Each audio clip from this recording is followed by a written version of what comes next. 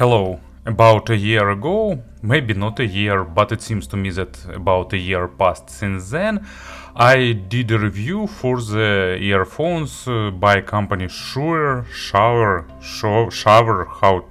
how they should be pronounced, and when they did come up with this naming ideas. So I did a review for Shuoer Tape. And it was a huge bestseller that drawn a lot of attention because for get earphones with electrostatic and dynamic drivers for $130, it was a really good offer. Of course, dynamic drivers are like, okay, we have a lot of different dynamic driver offers, but electrostatic for 130 it was a great offer. And it was a pretty good, fun model for those who like V-shaped sound and V-shaped tuning. Maybe not 100% my type of tuning, because I prefer a bit more natural model. But anyway, it was good, and I will add links to the description. And since that, Shuoer decided to release the model named Tape Pro. Basically, it's not a Pro version in the common understanding, because they updated, but price remains the same. So I think it would be, more logical to call this model Tape 2, but it's just a matter of namings, because usually, Pro it's something more expensive and offering something better. But maybe it's just kind of generous offer, because this model is definitely better than the original tape, kind of spoiler, and price is same, it's $130. I will add links to the description, and now let's have a closer look. Pretty nice small package, looks stylish. I like such polygraphy, I like this tape's pattern to justify the name. Specifications are normal, 16 ohms of impedance and 105 decibels of sensitivity, so they require a bit more power than traditional models, but not too tough to drive. There are two versions, black and silver. You can get whenever you like. Here is accessories list and frequency response chart that is actually pretty close to the truth, and you can see if you that it's kind of close to good reference tuning. And if you remember the original tape, you can probably recall that spike here was higher. So let's see what it gives. Inside of the box you will get a Shuoer product catalog, but it's better just to see the store, that what is available now. Additional manual, accessory set, earpieces themselves, and case. So here you will get cleaning tool. Actually, I don't know why they are made for. Did anyone clean something with such brushes? I don't know. Special tool for replacing the base filters. Here you can swap them, and also you can replace these filters, but it's just to make cleaning more convenient, as far as I remember. 3 pair of tips, and also you will get more tips in the case. Fun touch that they taped out the company's logo to protect it.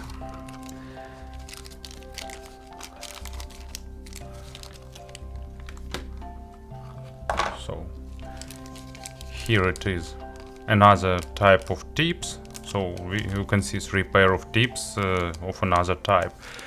Adapter for the 2.5mm balanced jack, because stock cable has replaceable oh sorry, not replaceable, has balanced jack. And here they are. In terms of design, they are just about the same as the previous version. First OG tape I had in a black color, this one I decided to get in a silver, and it also looks nice. It's made of solid, probably it's aluminum, but I'm not good in detecting the material, so it's some metal. Nice work with edges, with shapes. You can see that actually the design reminds the classical audio tapes, so that reference is pretty obvious in the design. Wearing comfort is pretty good. First, because it's small earphones and they will fit nicely into many ears. And also because everything is smoothed here, so you can see that all the sharp edges are on the face plates only, and the internals are smooth and actually not touching anything in your ears, so wearing comfort is nice. They have average spouts in terms of length, so sound isolation is also on the average level. It will be okay in at noisy street or in public transport, but in subway or when you're traveling by plane, probably you will need a bit better isolation. What else I can say about them? Build quality is nice, and also they did change the connector, because in the first version they used MM6 and now it's just 2-pin connectors. And I really welcome such changes, because you know I prefer 2-pin connectors in the affordable segment much more, because it's more reliable mechanically. It's not as fancy as MM6, but reliability is a key point here. So nicely fitting connectors and nicely working. And here the cable itself, it's pretty thick, average in terms of softness, looks pretty audiophilic, fancy, but comfortable in wearing. These ear hooks provide a really good secure fit around your ears. Cable is not easy to tangle, it's not getting hard when it's cold outside, but as you can see that it's kind of audiophilic rope-like wire. So anyway, in terms of accessory set, in terms of presentation and other aspects, they are all done on a really good level. And of course about the sound. Their initial version of tape, Shuoer actually reduced their uniqueness. While regular tape was noticeably V-shaped, this model is less accented and with less treble and a bit less bass. Actually, if you'd like more low frequencies, you can use the bassy filters. It's a pretty easy filter to change the sound here. You just have to unscrew both filters and with that tool they provided, and swap them. So if you put blue one here and silver one here, you will get more low frequencies, but I prefer stock tuning a bit more because I'm not a big fan of big bass. Actually, I must admit that it's a pretty smart idea. You don't have to look for storage for the filter that you don't need. It just stored in the earpiece itself. Pretty good idea actually. So in the accessory set, basically these two filters are just spare elements in case you will miss, you will lose one, or you will damage it somehow. Anyway, I gave them about 60 hours of burn-in. There were some slight sound changes during first 5 or 6 hours, so I don't think there is much sense bothering burning them in. They will do the break-in just during the listening session.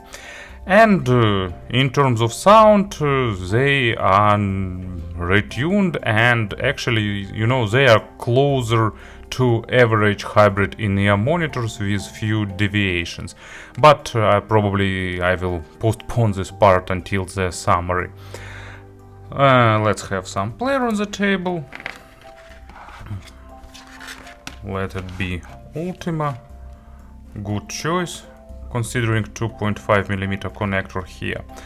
So, bass is slightly accented, but this accent isn't big, definitely it's not a bass head model in stock version with filters swapped, it's bassier, but definitely far from really bass head models, but at the same time lows are really punchy and go really deep and controlled well all over the whole spectrum of the bass. And mid bass is not dominating over the deeper layers of bass here, so really nice and well tuned low frequencies. And they suiting pretty well both synthesized low frequencies and or sampled low frequencies and real acoustic instruments, thanks to good resolution. Of course, it's not balanced armatures, but it's a pretty fast dynamic driver. And it's tight, impactful, and with good, really good texturing. But actually I like these earphones more with electronic music, with deep synthesized low frequencies. I'm not saying that they are bad with regular instruments, they are good, so they just sounding even more engaging with electronic music, at least to my taste. And as an example, that's actually why I've selected Massive Attack Teardrop from the remastered version of Mezzanine. Really deep, really hypnotizing low frequencies, a lot of them, but they are controlled well and stays particularly in place. So nice, good rendered lows. And the mid frequencies, actually the only small issue here that the overlap of the dynamic driver and this electrostatic driver is a bit noticeable. It's not a big issue, but it's noticeable, so they could benefit from a bit more coherence, but if you don't know where to search for this part, you most probably won't even notice that. Bigger part of mids is played by the electrostatic driver. Actually, it's just assumption, of course. I don't know the crossover tuning, it's just based on what I hear, because vast majority of mid frequencies is detailed and a bit focused on the micro contrast and implement in a bit lightweight manner, but at the same time with a really good resolution. So think of them as a resolving model with a bit of added bass on the bottom. That's their sound. So really good resolution, really good with properly recorded stuff, instruments sounding rich and saturated with small nuances, really nice. And of course they require a good, properly recorded and mastered tracks to show their full potential, because they're not trying to highlight something or to hide some issues. So it's just what you will give them, they will play. Imaginary stage is above average, not probably hugely above average, like it's just slightly above average, but positioning and imaging is really accurate, and layering in depth is nice, and instrument size and positioning is also really adequate. And as an example for the mid frequencies, I've got Jolene by Postmodern Jukebox. Nice example of female vocal, not super audiophilic record, but still nicely recorded. I really like Postmodern Jukebox as a project. It's just great cover versions of modern classics in a retro vintage style. It's just sounding pretty fun and engaging. And Jolene done in vein of 30s or 40s sounding also pretty engaging, and thanks to the good female vocal nicely rendered by these earphones, it's pretty enjoyable track and pretty enjoyable experience. And treble, unfortunately for me, probably they reduced the amount of treble and they reduced the treble extension.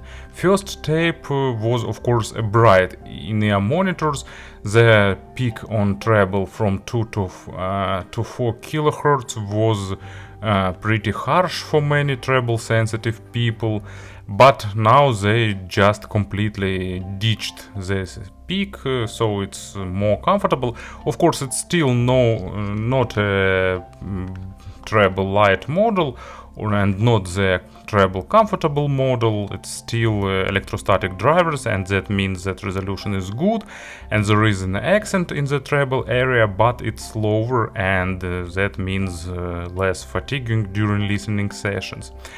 In terms of resolution, it's really good, and attacks and decays are also pretty nice. Actually, electrostatic drivers are better than balanced armatures usually. Maybe it's just better tuned here, or maybe it's driver's advantage, but attacks and decays and weight is better.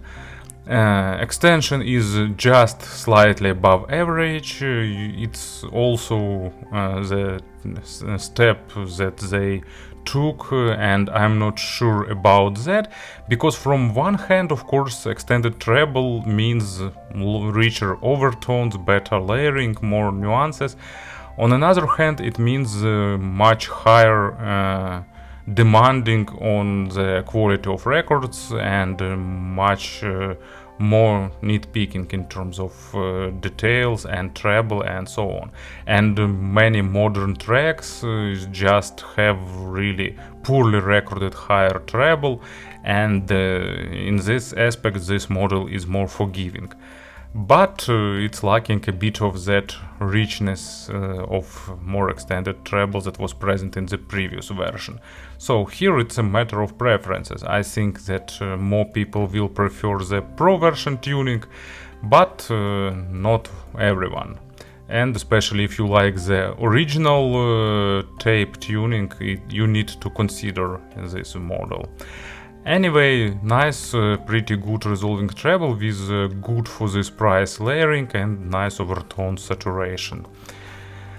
And as an example, I've got Boléro Ravel, and that's just a great classical music record with a lot of instruments that start playing, and at the end, during that crescendo, it's sounding really engaging and really nice. And of course it requires good treble layering because a lot of instruments, a lot of overtones, and this model deals fairly well with this track. Not perfect, because actually that's where the beta extension is required, but pretty good. So to summarize anything, it's pretty resolving mids and treble, and also added nice, tight, impactful bass of the dynamic driver. And if you'd like, you can get more bass, giving more low frequencies here. In terms of pairing, they don't require something super powerful, but of course it's not much sense in using them with the smartphones. Basically they need at least 50 milliwatts of power, more or less. It's not exact figure, it's just some reference point. So something like Heidi's AP80 Pro, for example, would be nice pairing here, especially with balanced out, and so on, up to Fio M11 and Shanling M6 or Ibasso DX160 is the proper range for them. And speaking about the conversions, lot of models in this price range. I mentioned just few. Let's start with BQ EYZ Spring 2. the model that I really like. Spring is more linear in terms of frequency response, actually not frequency response, in terms of percepted frequency response. They have a bit less accent on treble and a bit more extension, and they are also more energetic with more highlighted emotions comparing with this model. Fio FH3 is a bit more pop-tuned. They have a bit more bass, a bit slower but a bit more, so more weight with a bit less resolution. And they have a bit more weight on mids and a bit less focus on the micro contrast, and treble is also done in more balanced armature way with slight less weight in treble area. And I don't know, C Audio L3 is just another tuning with more warmth on mids and in more warmer overall signature. That's basically all comparisons I've did, so if you need some more comparisons, just feel free to ask me. If I can say something by memory, I can write few words about that, but it's time to move to the conclusion. You know, I have a bit mixed feelings about this model. They removed that uniqueness and they made them more suiting wider audience tastes. Probably in terms of commerce and in terms of perspectives, it's a good thing. They are more comfortable in treble, they have better build quality, but at the same time, you know, I like subjectively I like models that have tuning that distinguished from others. But of course, from the commercial perspective, release models that will satisfy my taste and won't be commercially successful is not a good idea. So in general, Shuoer did a good thing, and Tape Pro definitely fitting more tastes, and that makes them a really good offer. Thank you for listening, thank you for your attention, and have a nice day.